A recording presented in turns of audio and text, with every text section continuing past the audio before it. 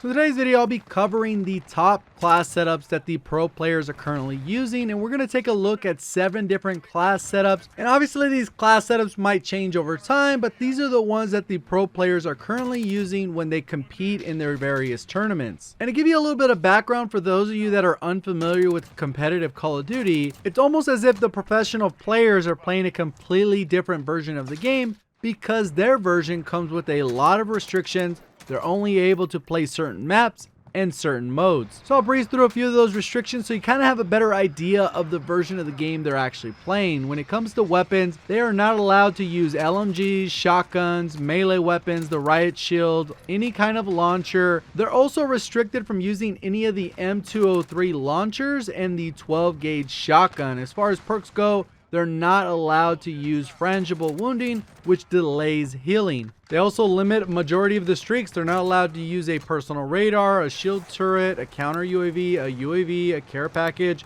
an IEV, a sentry, a Wilson, emergency airdrop, white phosphorus, advanced UAV, or a juggernaut.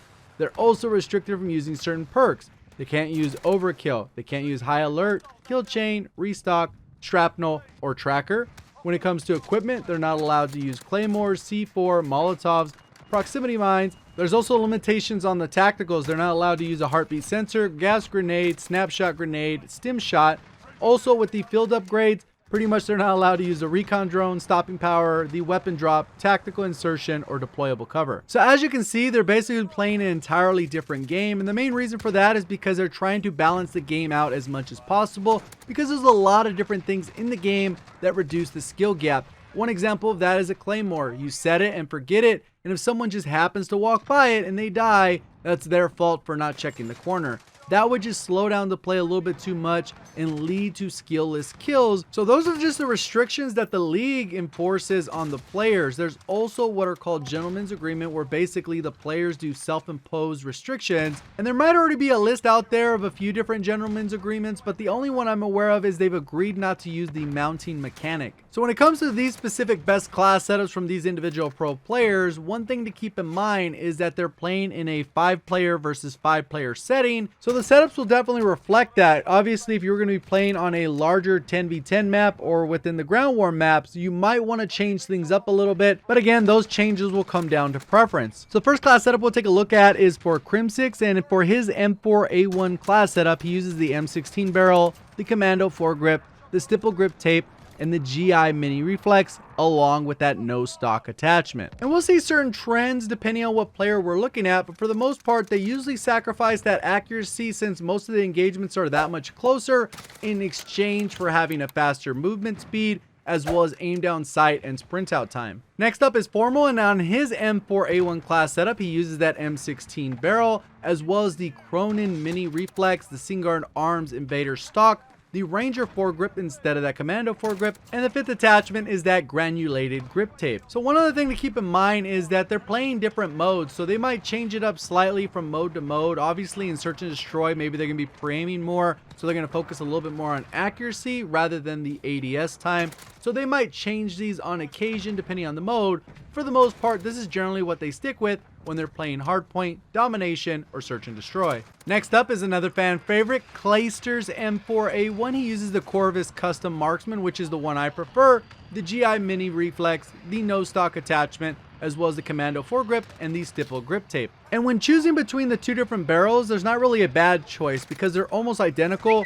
The real difference is that the M16 barrel is going to give you 2.5 meters further than the Corvus barrel, at the cost of a little bit slower aim down sight time, and that difference is approximately 1 frame or 16 milliseconds. So since I generally prefer a little bit faster aim down sight time, I typically go with that Corvus Marksman barrel. Next up is Dashi, and for his M4A1 class setup, he uses that Corvus Custom Marksman, the Cronin Mini Reflex, the no stock attachment, as well as the Commando foregrip and the stipple grip tape. And for the most part, you can see that there's a general trend when it comes to the attachments. They're not really kind of mixing it up all that much, other than maybe changing one attachment to this other one and vice versa. So when we look at Scump's class setup for the M4A1, he uses the M16 barrel, the GI Mini Reflex, the Singard Arms Invader stock, the Ranger foregrip, as well as the granulated grip tape. So again, another slightly different one, but pretty much straightforward M4A1 class setup. Also, just a quick announcement before we jump into the SMG best class setups, I want to let you know that code JGOD at checkout for Gfuel products is currently giving you 30% off your purchase until the 25th of November. So if you're just looking to restock up or try it out for the first time, using code JGOD will save you 30% off at checkout.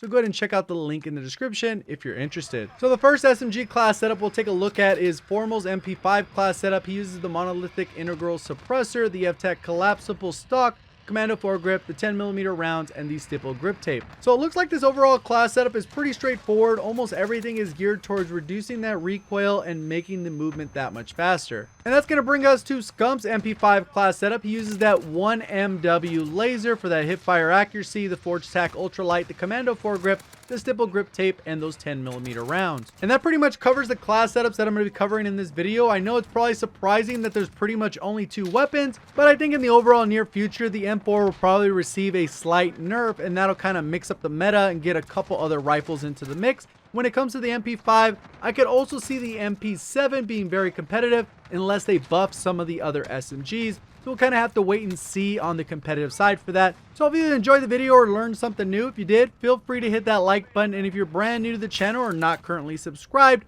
I highly recommend you consider subscribing at this moment, because obviously if you made it to this point in the video, you probably enjoyed the content. I do appreciate all the support on the channel. Thank you for watching, and as always, have a great day.